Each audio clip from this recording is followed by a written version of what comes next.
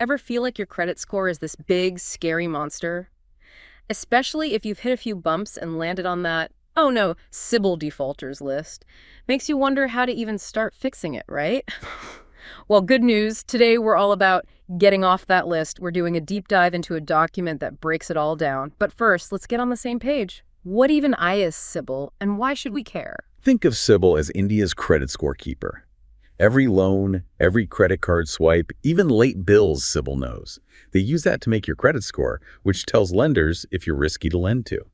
So kind of like your financial report card. And being on the defaulters list is a big red mark. This document uses the word creditworthiness, fancy way of saying how trustworthy you seem to lenders. Good news is, it says being on the list isn't forever. Phew! But I'm guessing it comes with headaches while you're on it. Oh, absolutely. Imagine wanting that dream home, going for a loan. Being on the list could mean crazy high interest if you even get approved at all. Say you're buying a car, 5 lakh, good CIBIL score, maybe 8% interest. On the defaulters list, bam, 12% or more. That's thousands extra you're paying. Okay, point taken, good CIBIL score is gold. So prevention's key. This document gives ways to avoid the list in the first place. Extending loan terms and deferring EMI payments caught my eye. Can you break those down? Sure. Imagine your loan has monthly payments, your EMIs. Life happens, job loss, medical bills.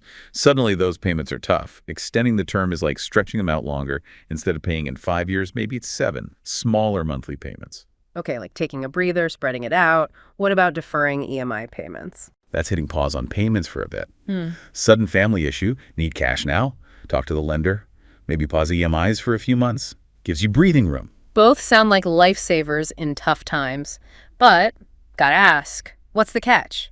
There's always a catch, right? It's like that saying, right? No such thing as a free lunch. Exactly. Yeah, extending or deferring gives you some relief, but you could end up paying more interest in the long run, like hitting snooze on your alarm. Get a few extra minutes, but might feel more sluggish later. So helpful, but gotta weigh those long-term costs. One thing this document stresses is talking to your lender. Seems obvious, but people avoid it. Right. It's like they think the lender will judge them. Oh no, I'm in trouble. But honestly, lenders are often more understanding than you think, especially if you're upfront. Better to work with you than have you default. Makes sense. Speaking of taking charge, what about someone already on the CIBIL defaulters list? How do they get off? The document has a few steps. First one's simple. Check your credit report for errors. You'd be amazed how many mistakes happen. Like those spot the difference games. Little things can be a big deal. It's like debugging your financial life. Exactly. Go through your report, make sure everything's right, anything off, dispute it with CIBIL ASAP. Devil's in the details, they say.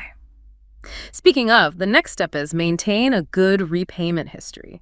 Seems obvious, but what does that actually look like? It's all about consistency, showing lenders they can trust you. Every payment you make, it gets reported.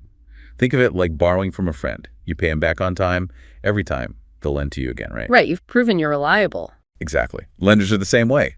Miss even one payment, it's a red flag. They might think twice next time. Okay, so consistent payments are key.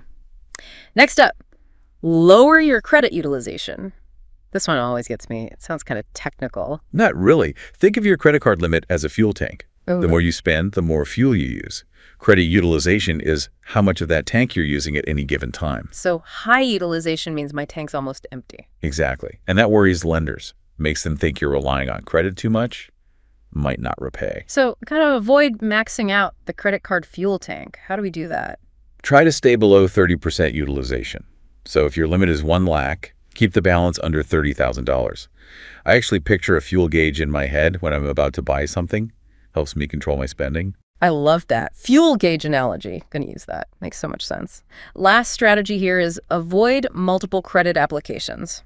Too many applications are bad. Exactly.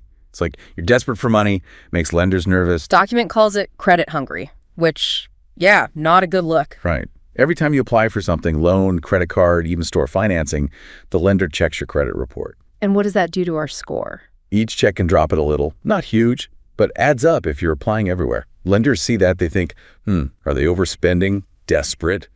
Makes them hesitate. So be mindful. Only apply when you really need to. It's like, trying to eat healthy. Can't go crazy with every tasty thing you see. This document mentions a financial expert, SingleDebt. Ever heard of them? Yeah, they're great. Really well respected for credit advice and all that. Helping people understand their credit health, that's their thing. Definitely adds weight to what we're talking about. Good to know, like having a credit guru in your pocket. So we've covered a lot. What CIBIL is, how to stay off that defaulters list, and how to get R off if you're already there. What are the big takeaways for our listeners? Biggest one, don't let your credit score define you, especially if you've had some tough times. It's not the end of your financial story. You can change things, get back in control. It's all in the document. Love that. Rewriting your financial story. Easy to feel stuck with a low score, but it's not a life sentence, like you said. This document lays out the steps to bounce back. And hey, even if you've got a perfect payment history, this stuff is still gold. 100%. An ounce of prevention is worth a pound of cure, right? Knowing how to keep that score healthy is important for everyone. That makes me think the document's all about getting off the list, which, yeah, huge. But what about after? You've climbed the mountain, you're at the top. Now what? What do you do with that? That's the real journey, right? Getting off the list is amazing, but it's also a chance to build even better habits. So not just getting back to where you were, but leveling UP. Exactly. It's about being proactive, not just reacting. Like, what caused the financial stress in the first place? Budgeting problems, surprise expenses.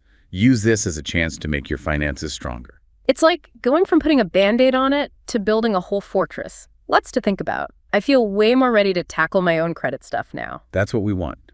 Knowledge is power. First step is understanding. Totally. And listeners, if you're feeling overwhelmed, you're not alone. There's help out there, financial advisors, credit counseling. They can give you personalized advice. You've got this.